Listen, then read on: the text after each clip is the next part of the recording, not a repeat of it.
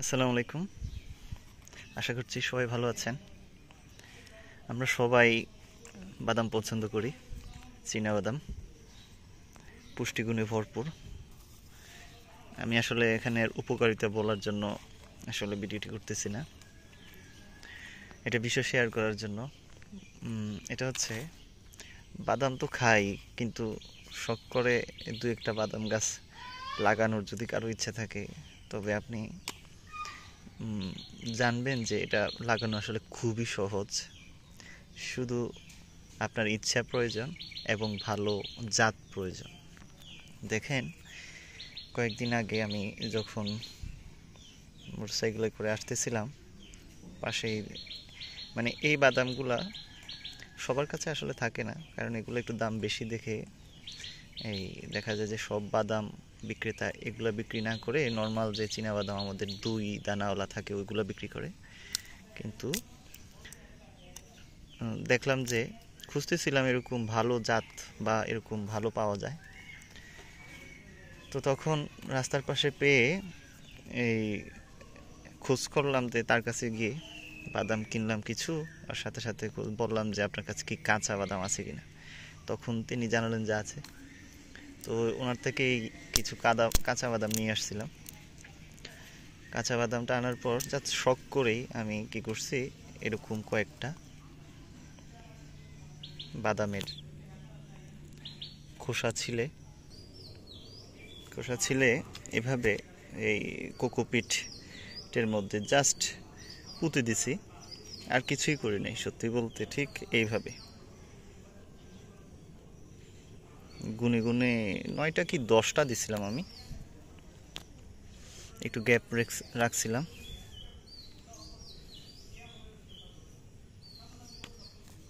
দেখেন, ঠিক এইভাবে আমি আশ্চর্য হয়েছি যে উপরে একটু জাস্ট এভাবে দিয়ে দিছি, আর কিছু না, এভাবেই ছিল। তারপরে একটু পানি দিছি। এগুলোতে আমরা জানি যে কোকোপিট প্রচুর পানি সে ধারণ করে, যা গাছের বীজের অঙ্কুরোদ্গমের জন্য খুবই উপকারী বা প্রয়োজন হয়।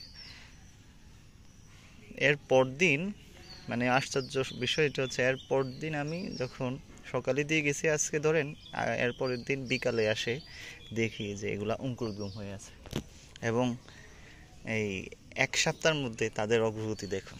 এই এই গাছগুলা এত দ্রুত বাদাম গাছ যে বৃদ্ধি পায় বা হতে পারে, এই প্রত্যক্ষভাবে আসলে এটা না লাগালে, নিজে না লাগালে আসলে বুঝতাম না। তো বাদামের জন্য এখন এই গাছগুলো তো বড় হয়ে যাচ্ছে দ্রুত, এগুলাকে লাগানো প্রয়োজন। তাই আমার এই জায়গাটাতে কিছু জায়গা করেছি।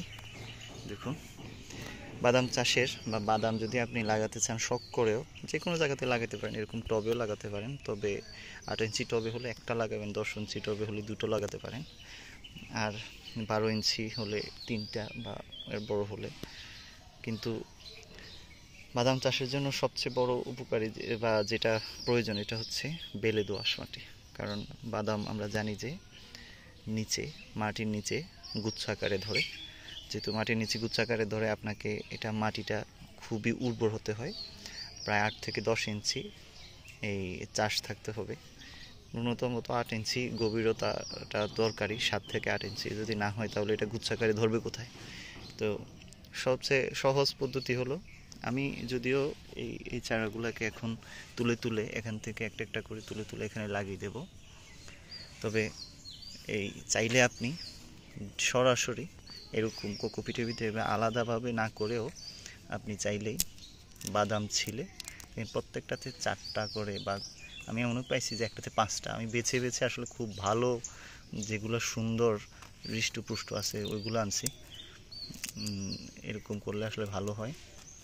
বীজ যত ভালো হবে, গাছের রোগ প্রতিরোধ ক্ষমতা তত বেশি থাকবে, সাথে সাথে গাছ তত বেশি সবল হবে, আপনাকে তত বেশি গাছের গ্রোথ ভালো হয় এবং ফলনও ভালো হয়।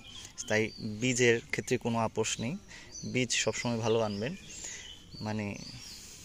এটা হচ্ছে ফার্স্ট প্রায়োরিটি। তারপরে এই মাটির দিকে খেয়াল রাখতে হবে, মাটি যেন খুবই ঝুরঝুরে থাকে। আর বাদামের ক্ষেত্রে আপনার যেটা লাগানোর উপযুক্ত টাইম হচ্ছে এপ্রিল থেকে জুন মাস।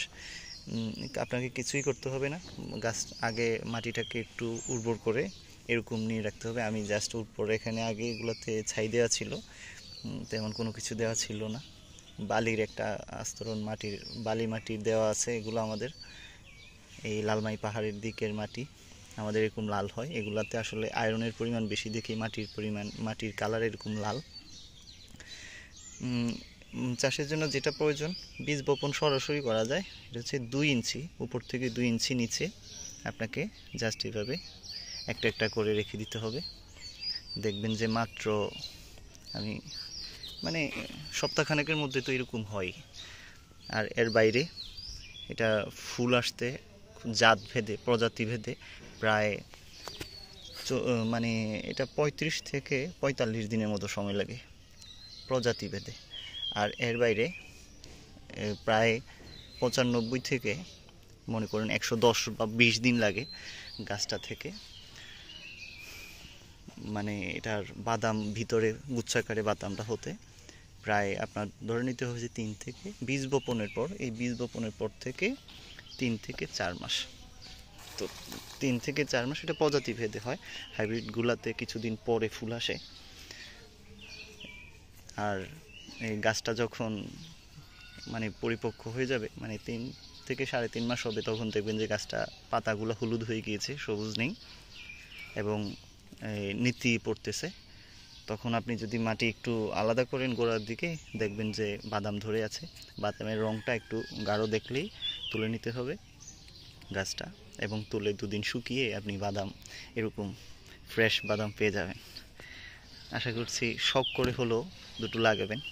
তবে মাটির ক্ষেত্রে যেটা বলছি, দেখেন মাটিটা কিন্তু খুবই উর্বর, কতটুকু গভীর, মানে কতটা উর্বর।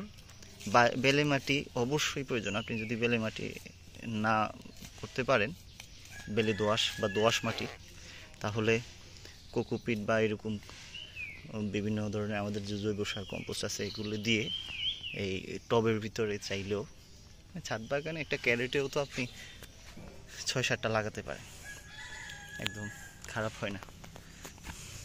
সবাইকে আশা করি সবাইকে ধন্যবাদ। সব করেও 2-1টা লাগান, দেখবেন ভালো লাগবে। ধন্যবাদ সবাইকে।